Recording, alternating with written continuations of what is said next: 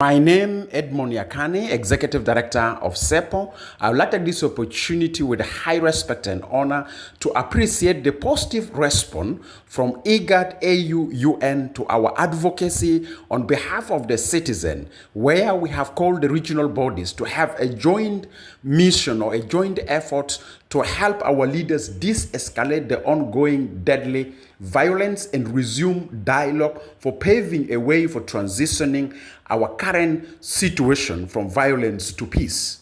We are aware that today in Juba, it will be a great day where we are able to see His Excellency Executive Secretary of IGAD and His Excellency President William Ruto of Kenya's Special Envoy, Honorable Raila Odinga. And we are also expecting to see the African Union panel of wise arrive in Juba today, which is composed of a very informed and key leaders of African Union from the member states. All of them are coming together today in Juba to work together with our leaders for this escalation of the violence that have break out in some parts of the country and resumption of direct dialogue are among the parties signatory to our access in order to secure political consensus for successful and peaceful transitioning of the country from violence to peace. We appreciate that. As a civil society, we would like to raise the following concern. One, we hope that all these delegations will hold inclusive meetings that they will involve the stakeholders also to join them alongside their meetings with the leaders that sits at the presidency on behalf of the parties that are signatory to our access. Secondly, if you are meeting our leaders, the top priority is de-escalation of the violence and resumption of a direct dialogue for reaching political consensus.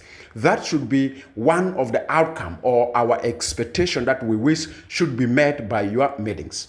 But also I'd like to take this opportunity to appeal to our leaders at their various capacities of the presidency that they should demonstrate primary responsibility, which is enshrined in the Constitution, that oblige them as the leaders to give peace and stability chance. Even if these delegations come to the country, if our own leaders have no interest of making peace and stability to prevail, all the missions and the visits and the efforts of these delegations may not help us secure peace and stability.